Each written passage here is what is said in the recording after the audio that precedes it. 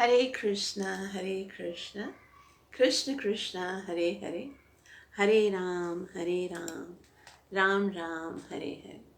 हरे कृष्ण कृष्ण कृष्ण हरे हरे, हरे राम राम राम हरे हरे। ग्रंथराज श्रीमद् भागवतम महापुराण की जय हो। कली पावन अवतार चैतन्य महाप्रभु की जय। दिव्य लीला प्रवेश नित्य लीला प्रवेश अभय चरणारविंद भक्तिवेदांत स्वामी श्री प्रभुपाद की जय। Srimad Bhagavatam canto 4 chapter number 9 verse number 4 and 5 को हम पढ़ेंगे। इस आध्यात्मिक जगत में प्रवेश करने से पहले गुरु और गौरंग से कृपा की याचना करते हुए मंगलाचरण करेंगे, ताकि हम जो कुछ श्रवण करने वाले हैं उसका हमें पूरा लाभ प्राप्त हो सके, जो कि है कृष्ण प्रेम की प्राप्ति। गुरवे गौरचंद्राय राधिकाय तदालये कृष्णाय कृष्ण भक्ताय तद्भक्ताय नमो नमः। नारायणं नमस्कृत्य नरं चैव नरोत्तमं दैवीं सरस्वतीं व्यासं ततो जयमुदीरये। नष्टप्रायेषु अभद्रेषु नित्यं भागवतस्य सेवया भगवती उत्तमश्लोके भक्तिरभवति नैष्ठिके। पञ्चतत्त्वात्मकं कृष्णं भक्तरूपस्वरूपकं भक्तावतारभक्ताख्यं नमामि भक्तशक्तिकम्।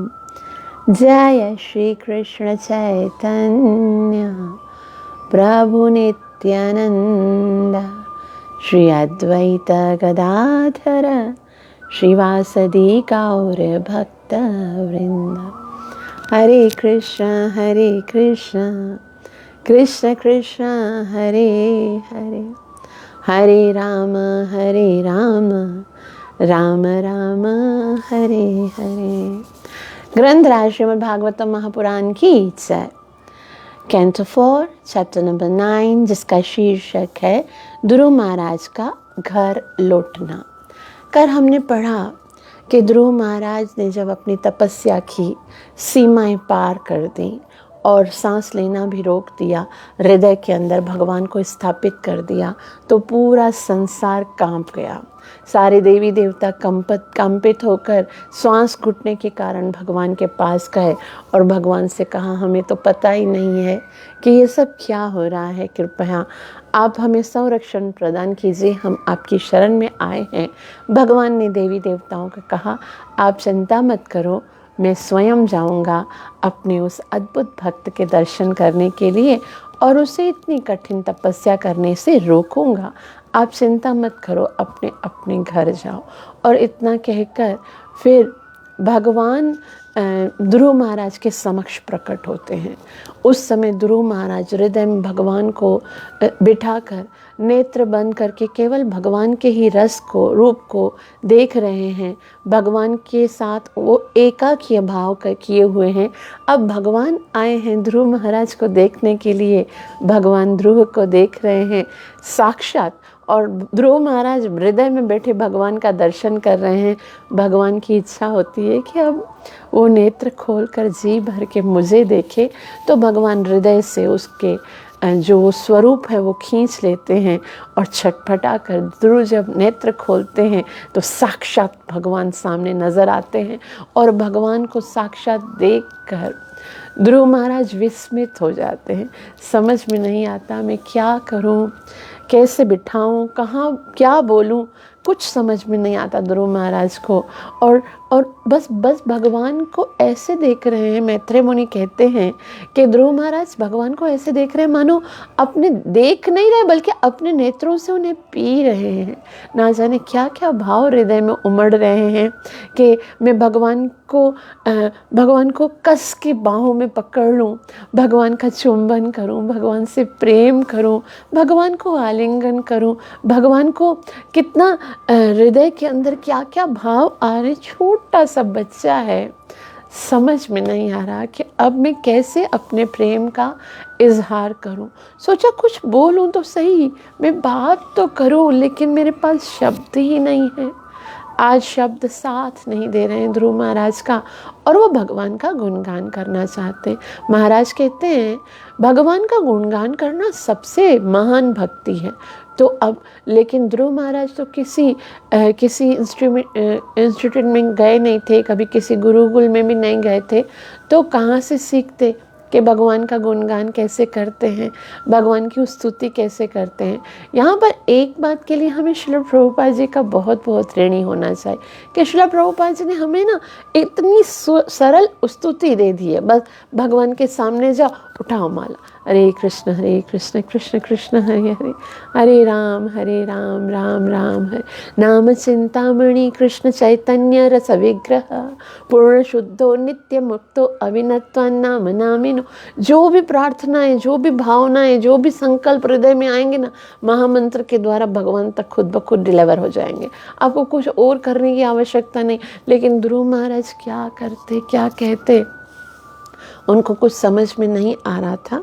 भगवान ध्रुव के इस हृदय में रहते हैं, तो हृदय में जब कोई भी भाव आता है ना, आपके हृदय में कोई भी बात आती है, तो सबसे पहले पता है किसको पता चलती है? सबसे पहले भगवान को पता चलती। क्यों? क्योंकि वो हृदय में रहते हैं। तो हृदय में रहते हुए वो सब कुछ समझ जाते कि अब आप क्या चाहते हो, अब आप क्या करना चाहते हो, अब आप क्या कहना चाहते हो। तो भगवान जो है वो ध्रुव महाराज के इस भाव को समझ गए कि वो अब मेरी स्तुति करना चाहते हैं। तो भगवान जो है वो अब क्या करते हैं, वे कहते हैं, मैत्रेय मुनि बता रहे हैं कि सती विवक्षन्तमित् तद्विदहं हरि ज्ञात्वास्य सर्वस्य चरित्वस्थितः कृताञ्जलिं ब्रह्मं मयेन कम्भुना स्पर्श बालं कृपया कपोले सत्वम विवक्षन्तम। विवक्षन्तम मतलब अब भगवान को पता चल गया कि वो कुछ बोलना चाहता है मगर बोल नहीं सकता है। तो भगवान जो क्या करते हैं, सतम विवक्षन्तम, वेद्वम का मतलब होता है कि अतत वेद्वम, यानी उसमें पटु नहीं है, उसको आता नहीं है। तो भगवान ज्ञात्वास्य सर्वस्य च हृदि व्यवस्थिता, वो भगवान जान गए क्योंकि वो सबके हृदय में रहते हैं।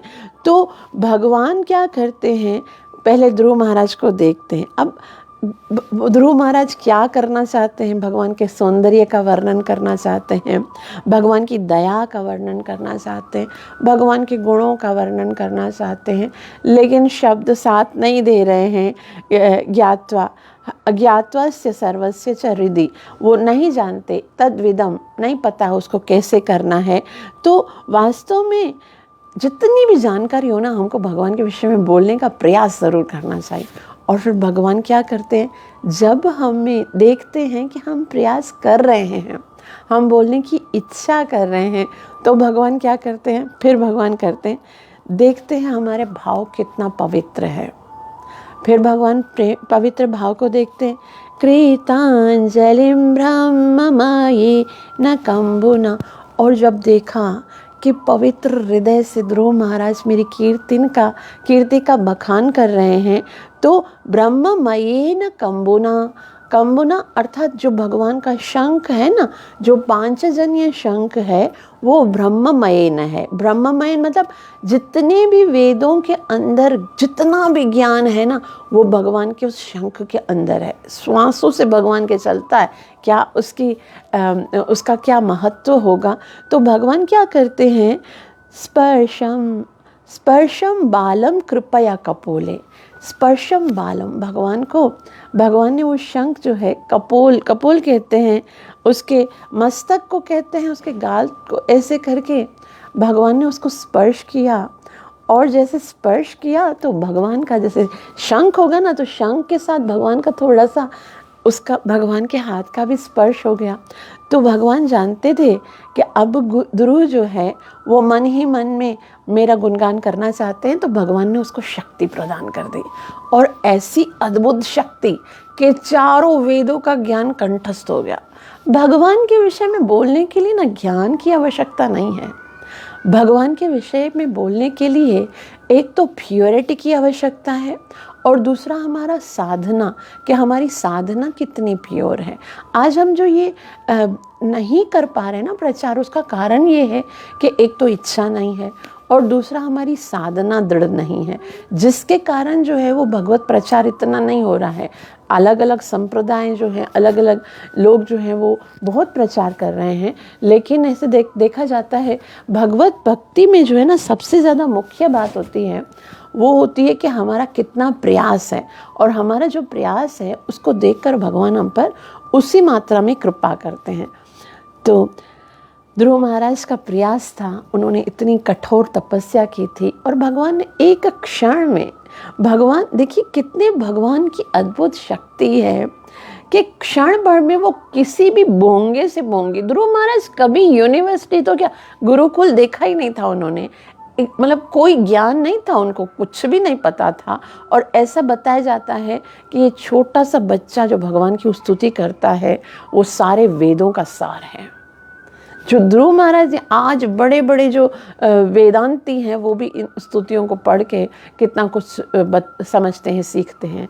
तो क्या ये सब किसके कारण हुआ? ये सब उनकी, एक तो भगवान का गुणगान करने की इच्छा, दूसरा उनकी प्योरिटी, कि वो शुद्ध भाव से भगवान का गुणगान करने का प्रयास करते हैं। भगवान दे देते हैं, भगवान देखते हैं कि ये करना चाहता है, तो भगवान ने तो कह दिया है ना, अनन्या चिंतयन्तो माम ये जना पर्युपासते तेषाम नित्याभियुक्तानाम योगक्षेम वहाम्यहम्। मैं स्वयं उसकी हर कमी को पूरा करूँगा, जो उसके पास है उसको सुरक्षित रखूँगा। तो भयभीत होने की ज़रूरत नहीं है। भगवत भक्ति में आगे बढ़ना तो भगवान की जिम्मेदारी है। आप बस आगे बढ़ने के लिए हृदय से, पवित्र भाव से, सिंसियरिटी और सीरियसनेस के साथ इच्छा करो। अनुवाद देखिए, यद्यपि ध्रुव महाराज छोटे से बालक थे, किंतु वे उपयुक्त शब्दों से भगवान की स्तुति करना चाह रहे थे। सतम विवक्षतम मतम अविद्वम हरिम, वो करना चाहते थे लेकिन वो सक्षम नहीं थे, किंतु अनुभव विहीन होने के कारण वे तुरंत अपने को संभाल नहीं सके। प्रत्येक हृदय में वास करने वाले भगवान ध्रुव महाराज की विषम स्थिति को समझ गए। ज्ञात्वास्य सर्वस्य चरित्यवात्म स्थित, तो भगवान जान गए थे, क्योंकि वो भगवान तो सबके हृदय में रहते हैं, इसीलिए समझ गए। अतः अपनी अहितु की कृपा से उन्होंने अपने समक्ष हाथ जोड़कर खड़े हुए ध्रुव महाराज के मस्तक पर अपना शंख छुआ दिया, है ना। वो कहते हैं स्पर्श बालम कृपया कपोले, शंख को भगवान ने स्पर्श करा दिया। श्री प्रभुपाद जी कहते हैं, प्रत्येक भक्त भगवान के दिव्य गुणों का गान करना चाहता है।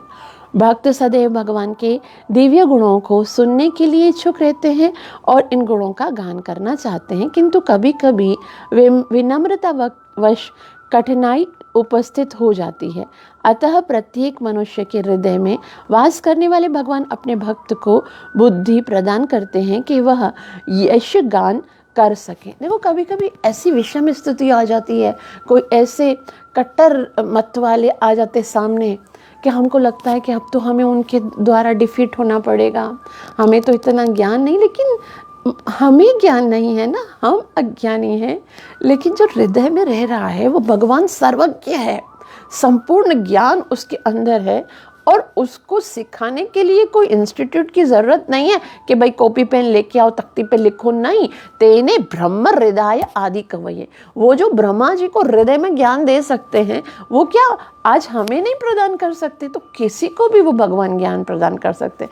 भगवान जब देखते हैं कि ये मेरा बच्चा करना चाहता है, तो भगवान उससे सामर्थ्य प्रदान कर देते हैं। इसलिए यहाँ श्रील प्रभुपाद जी लिखते हैं, अतः प्रत्येक मनुष्य के हृदय में वास करने वाले भगवान अपने भक्त को बुद्धि प्रदान करते हैं और ताकि वो यश गान कर सके। अतः यह मानना चाहिए कि भक्त जब भगवान के विषय में कुछ लिखता है या बोलता है तो उसके शब्द भगवान द्वारा उसके अंतःकरण से प्रस्फुटित किए जाते हैं। तो भक्त जो शुद्ध भक्त होते हैं ना, वो जो बोलते हैं, हम तो रट्टा लगाते हैं। हम क्या करते हैं, जो सुना है ना, जैसे जो राधा गोविंद महाराज ने बोला हो, उनको एज इट इज शब्दों में बताने का प्रयास करते हैं। ये ऐसा है जैसे शुद्ध भक्त भगवान से पावर लेकर एक बहुत ही सुंदर व्यंजन बनाते हैं, और हम जैसे जो कनिष्ठ अपराधी जो पतित जीव हैं, उनको भी इच्छा होती है, तो हम क्या करते हैं, बस उसी बने हुए प्रसाद को डिस्ट्रीब्यूट करते हैं। ये असल में उन्हीं का दिया हुआ है, और उसको एज इट इज़ हमारा अगर कुछ है तो हम उसको परोसने का प्रयास करते हैं। और अगर कुछ अच्छा लगता है ना, तो ये सब उनका ही है। श्री प्रभुपाद जी, हमारे वरिष्ठ गुरुजन, वरिष्ठ जो वैष्णव आचार्य हैं, उन्होंने भगवान से शक्ति प्राप्त करके जो ज्ञान प्राप्त किया है, उसी को डिलीवर करने का कार्य।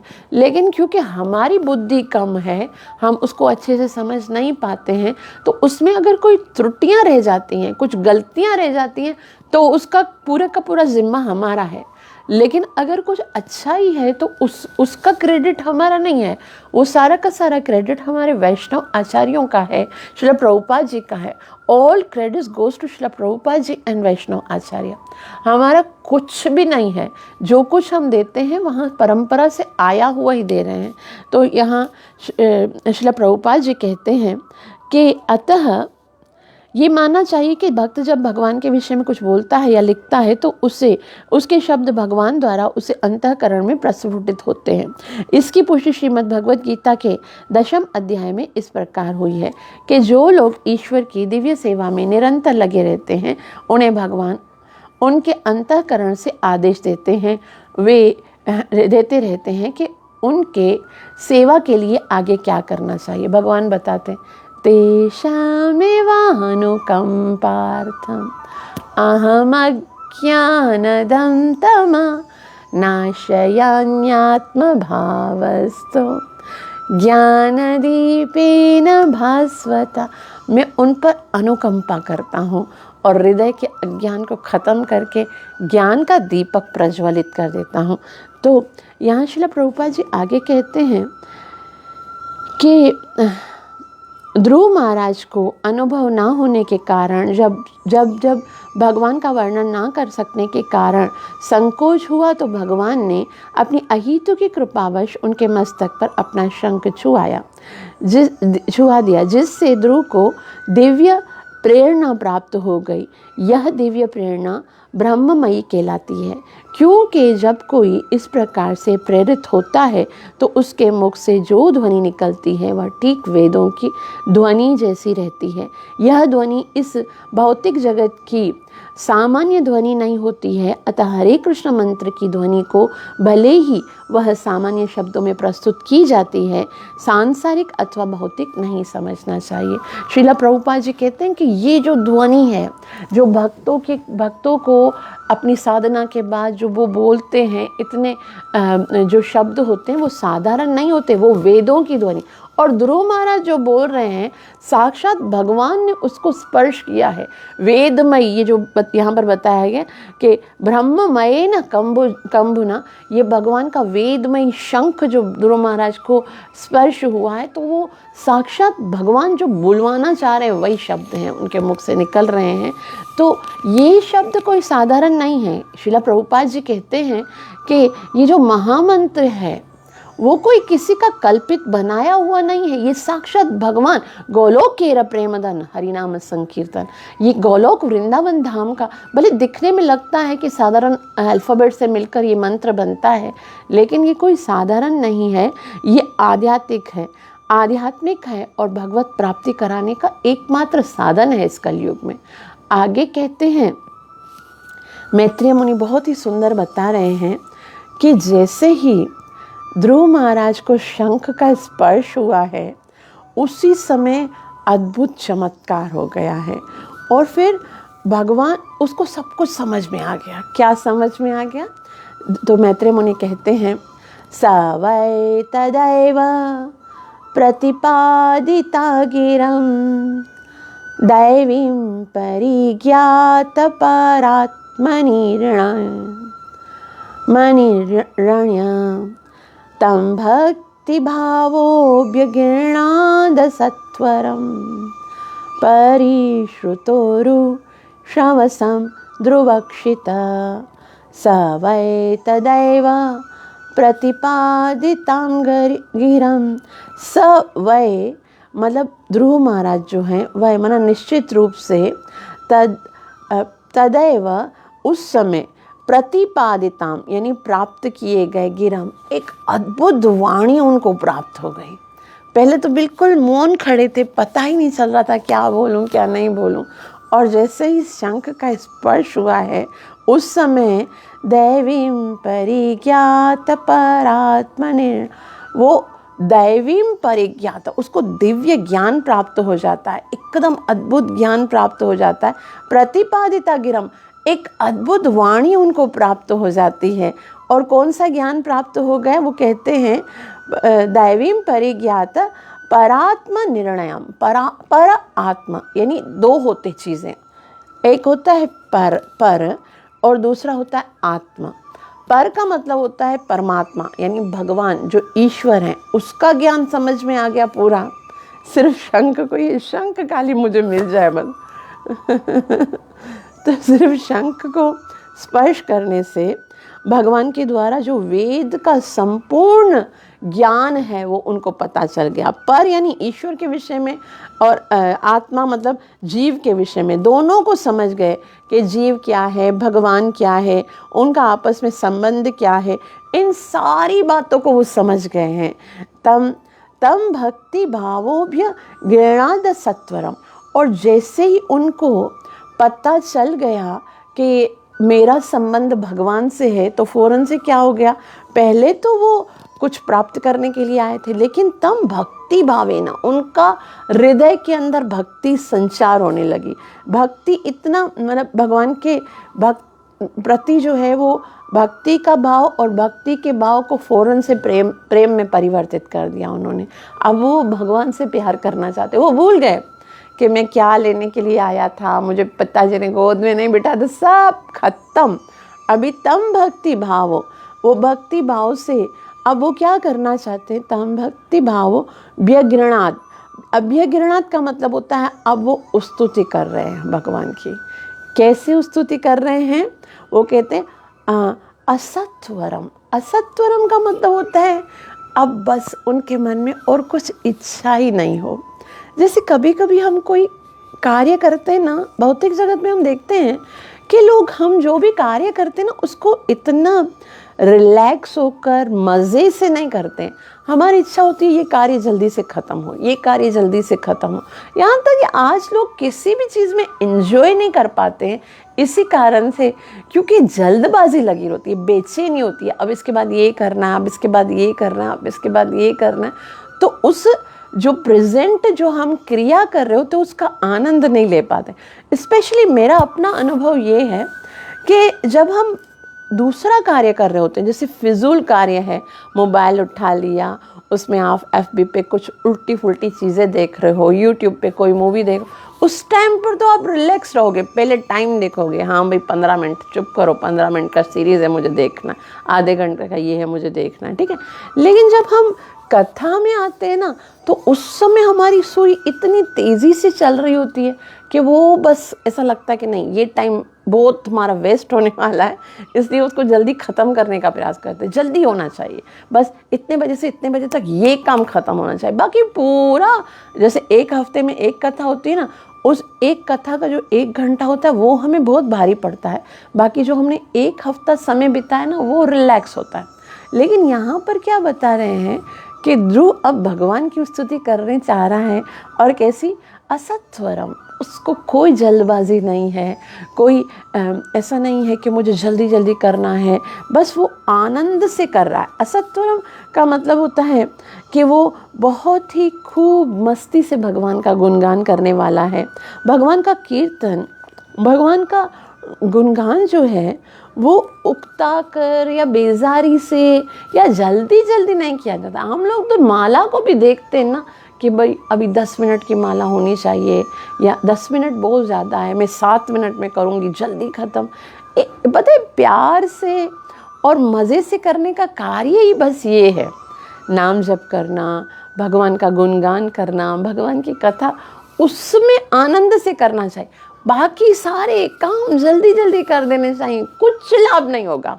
कोई सर्टिफिकेट नहीं मिलने वाला है कि तुम बर्तन कितने अच्छे से धोती हो या घर की दीवारों को कितना अच्छे से साफ करती हो। आज करोगी ना, कल वही खराब हो जाएंगे। लेकिन हृदय का ये जो गंध है उसको हमें बहुत अच्छे से ख़त्म करना है, बहुत अच्छे से सफाई करनी है। हरि नाम का जप बहुत ही हृदय से करना है, जिसको हम बिल्कुल इम्पोर्टेंस नहीं दे रहे हैं। वो नाम जप अच्छे से करना है, वो भगवान की कथा को इतना दिल से सुनना है। ऐसा नहीं है कि हमको ही कभी कभी ये भी तो लगता है ना कि ये वाली कथा तो हमने सुनी है, सुनी हुई कथा को दोबारा सुनने को स्मरण कहते हैं। और जो हम स्मरण करते हैं ना वो तीसरी भक्ति है। देखो, श्रवण पहली भक्ति है, श्रवण करने से नॉलेज प्राप्त होती है या हमारे हृदय की अपराध खत्म होता है, और उसके बाद हम कीर्तन करते हैं। श्रवण करने वाला कीर्तन करता है, वो सेकेंड। लेकिन फिर वही व्यक्ति जब उस कथा को दोबारा से श्रवण कर रहा है तो वो स्मरण कर रहा है कि हाँ, ये तो मुझे उसने भी बताई थी। फिर वो लीलाएं भी सुफूर्त होने लगती। फर्स्ट टाइम इतना नहीं होता है, लेकिन जैसे जैसे उसको बार बार सुनते ना तो वो लीला हमारे हृदय के अंदर सुफूर्त होने लगती है, फिर वो कंठस्थ हो जाती है। फिर हम लोग जो है ना उस लीला को फिर बताने के योग्य हो जाते हैं। एक बार सुनने से थोड़ी ना इतने एक्सपर्ट हो जाते हैं। तो ये है कि भगवान की भक्ति का कार्य ना बहुत मज़े से करना चाहिए, एंटरटेनमेंट के साथ, इंजॉयमेंट के साथ। कि कथा करनी है रिलैक्स, एकदम रिलैक्स होकर कि भाई। और अभी तो मैं समझती हूँ हमारे लिए कितना ज़बरदस्त प्लेटफॉर्म है। और वो क्या प्लेटफॉर्म है?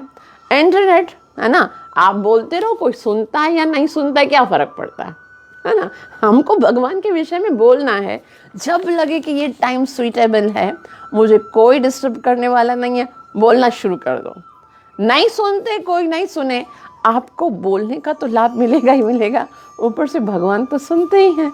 भगवान कहते हैं मैं तो वहीं पर होता हूँ जहाँ मेरे भक्त मेरी कथा करते हैं। तो भगवान सुन रहे हैं, आप बोल रहे हो, बस काफ़ी है। बस ये शर्त है कि एज इट इज़ होना चाहिए। भगवान के शब्दों को हमको एज इट इज़ बताना। श्रील प्रभुपाद जी के एक भी भक्त सुनता है तो उसका लाभ है, नहीं भी सुनता है तो हमारा लाभ है। तो यहाँ पर तम भक्ति भावो व्यगुणाद सत्वर असत्वरम, ये काम। और तवर का मतलब होता है, मतलब तवर का मतलब होता है जल्दी जल्दी। तो यहाँ पर श्रील प्रभुपाद जी आचार्यगण बोलते हैं बाकी सारे कार्यों को तवर में जल्दी जल्दी में निपटा लेना चाहिए। और वो भक्त जो आगे चलकर ध्रुवलोक को प्राप्त करने वाले, परिश्रुतोरुश्रवणसम दुर्वक्षिता। दुर्वक्षिता मतलब ऐसा ध्रुवलोक जो कभी भी नाश नहीं होने वाला है। ऐसे ध्रुवलोक को प्राप्त करने के लिए परिश्रुतो यानी उसकी वो भगवान की व्याख्या करने वाले हैं। उरुश्रवसतम, वो जिसका यश जो है भविष्य में चलकर जो ध्रुवलोक का स्वामी बनने वाला है, जिसका यश इतना फैलने वाला है, वो ध्रुव महाराज जो है वो भगवान की भक्ति से, भगवान के चरणों में प्रेम जब वो उत्पन्न हो जाता है तो वो भगवान के गुणों का वो किस तरह से वर्णन करते हैं रिलैक्स होकर, प्रेम के साथ। और अब भगवान की स्तुति करना प्रारंभ करते हैं। तो ये जो स्तुति है भगवान की, अब 12 श्लोकों में जो है वो ध्रुव महाराज स्तुति करते हैं। तो श्रीपाद श्रीधर स्वामी कहते हैं कि ये 12 श्लोक जो हैं वो 12 आदित्य के समान हैं और बहुत ही सुंदर स्तुति है। उसको हम आगे पढ़ेंगे। अनुवाद देखिए कि उस समय ध्रुव महाराज को वैदिक निष्कर्ष का पूर्ण ज्ञान हो गया और वे परम सत्य तथा सभी जीव आत्माओं से उनके संबंध को जान गए। भगवान के सेवा भाव के अनुसार विश्वविख्यात ध्रुव ने उन्हें, जिन्हें शीघ्र ही ऐसे लोक की प्राप्ति होने वाली थी जो कभी भी, यहाँ तक के प्रलय काल में भी नष्ट ना होने वाला है, सहज भाव से सादेश्य व निर्णयात्मिक स्तुति की। तो भगवान, ये जो ध्रुव महाराज हैं उनकी कीर्ति फैलने वाली है। वैसे भगवान की कीर्ति तो सर्वत्र फैली हुई है। भगवान की कीर्ति, भगवान का सुंदरता, भगवान का सौंदर्य, भगवान की विद्या, भगवान का धन सब अद्भुत हैं। भगवान की कीर्ति तो सर्वत्र विद्यमान है, लेकिन भक्त की हमेशा इच्छा होती है कि मुझे भगवान के विषय में बात करनी है, मुझे भगवान की कीर्ति को फैलाना है। ऐसा नहीं कि हमारे बोलने से भगवान की कीर्ति बढ़ जाती है, लेकिन हमें पता है कि भगवान को अच्छा लगेगा। हम जब जैसे छोटा बच्चा होता है तो पिताजी के विषय में, माताजी के विषय में कुछ अच्छा बोलता है, कमेंट्स देता है, तो माता पिता को हृदय से खुशी होती कि मेरा बच्चा बोल रहा है। तो उस तरह से भगवान जो हैं वो बहुत खुश होते हैं जब उनके भक्त उनके विषय में बोलते हैं। श्रीला प्रभुपाद जी कहते हैं, इस श्लोक में कई विचारणीय बातें हैं। पहली तो यह है कि परम सत्य तथा सोपेक्षिक भौतिक एवं आत्मिक शक्तियों के मध्य का संबंध वैदिक साहित्य से परिचित व्यक्ति ही समझ सकता है। जैसे ध्रुव महाराज ने यहाँ पर कहा है ना कि दैवीं परिज्ञात परात्म निर्णय, कि मुझे अब ध्रुव महाराज को सब कुछ पता चल गया। पर और आत्मा, ये तो श्रील प्रभुपाद जी बोलते हैं ये वही समझ सकता है जिसको वेदों का ज्ञान होता है, उसी को आत्मिक शक्ति भौतिक शक्तियों के विषय में पता चल। ध्रुव महाराज कभी किसी स्कूल या अध्यापक के पास वैदिक ज्ञान सीखने के लिए नहीं गए थे, किंतु अपनी भगवत भक्ति के कारण जो ही भगवान प्रकट हुए और उन्होंने उनके मस्तक को शंख छुआया, उन्हें सारा वैदिक ज्ञान स्वतः प्राप्त हो गया।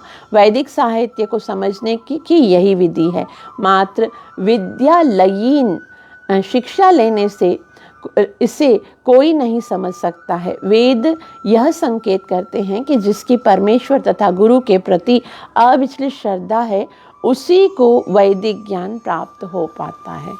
तो यहाँ पर एक बहुत ही सुंदर बात श्रील प्रभुपाद जी समझाते हैं कि स्कूलों कॉलेजों में जाकर हम या फिर पाठशालाओं में जाकर शास्त्रों को पढ़कर वैदिक ज्ञान प्राप्त नहीं होता। हम देखते कितने सारे लोग हैं जो वेदों को कंठस्थ करके बैठे हैं और अभी तक भगवान को भी समझ नहीं पाते, है ना।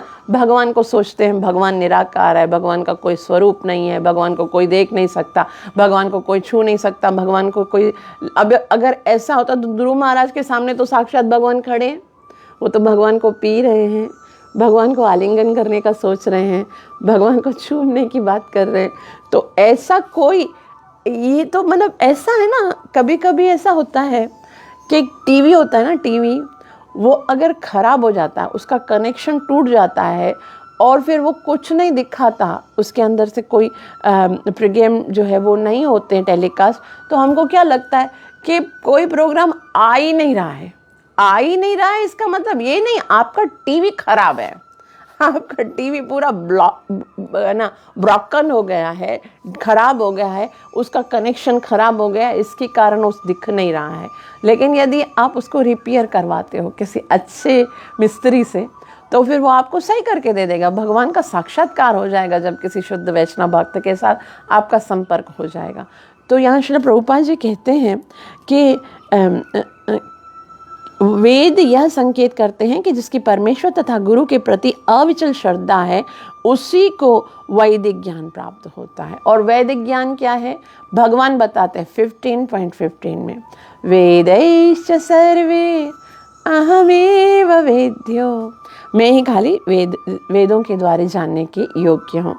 आगे श्री प्रभुपाद जी कहते हैं, ध्रुव महाराज तो वह आदर्श हैं कि वे अपने गुरु नारद मुनि के आदेशानुसार भगवत भक्ति में लगे और उनके दृढ़ संकल्प तथा तपस्या से भक्ति करने के फल स्वरूप भगवान उनके समक्ष साक्षात प्रकट हो।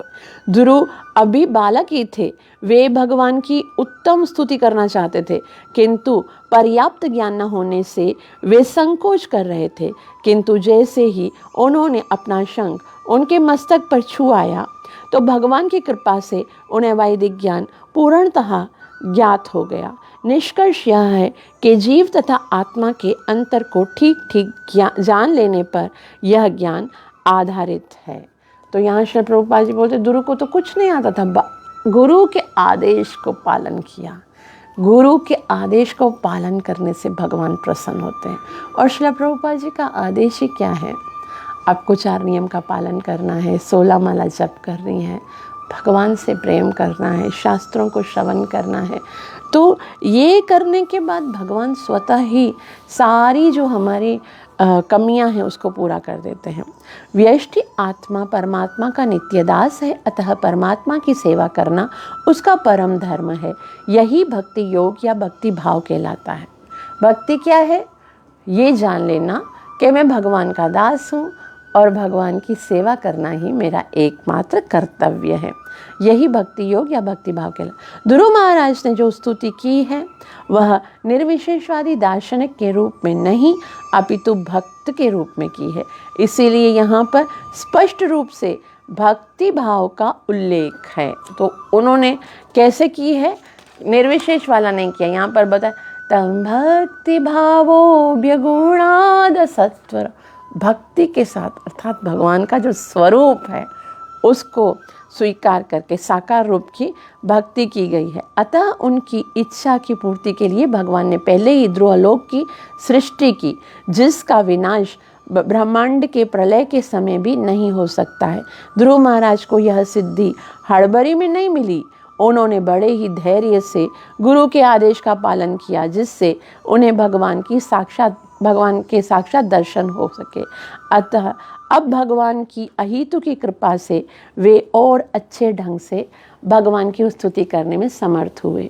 परमेश्वर का गुणगान या स्तुति करने के लिए भगवान की कृपा होनी चाहिए। जब तक कोई भगवान की अहेतु की कृपा प्राप्त नहीं कर लेता, तब तक वह भगवान के यश का अंकन नहीं कर सकता। तो यहाँ पर श्री प्रभुपाद जी बता रहे हैं कि ये भगवान की कृपा से होता है। जो हम भगवान का गुणगान करते हैं, जब तक भगवान कृपा नहीं, और भगवान की कृपा किस पे होगी ना, वो भी कोई निश्चित नहीं है। छोटा बच्चा हो, बड़ा हो या फिर पशु हो, कोई भी हो, भगवान उसको कृपा करके वो भगवान की कृपा प्राप्त करेगा। गुरु की कृपा, गुरु कृष्ण कृपा पाइए भक्ति लता बीज।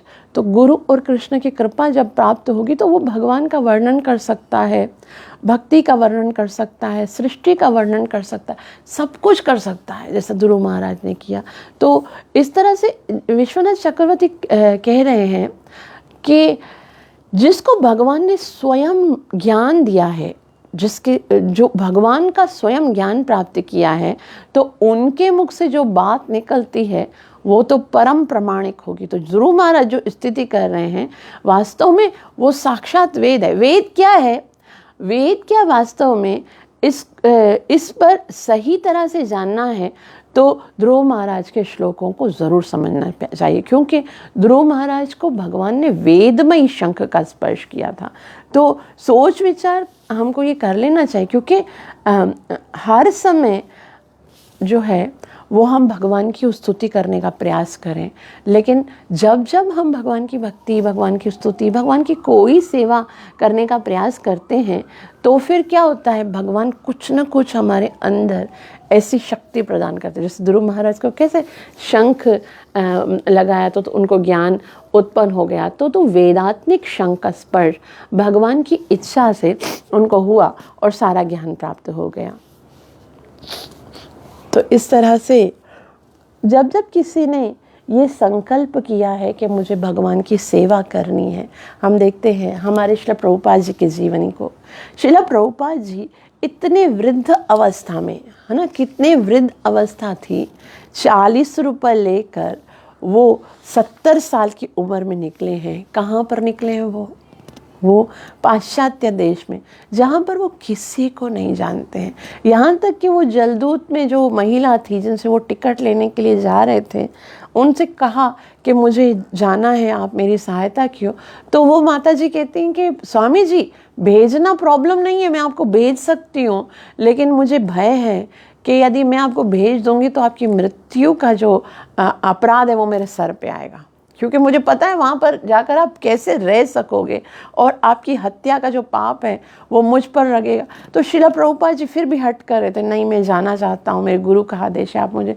तो इस उम्र में, इस अधीर उम्र में जो घर से निकलना जीव के लिए मुश्किल होता है, इससे में श्रील प्रभुपाद जी जाते हैं पाश्चात्य देश में।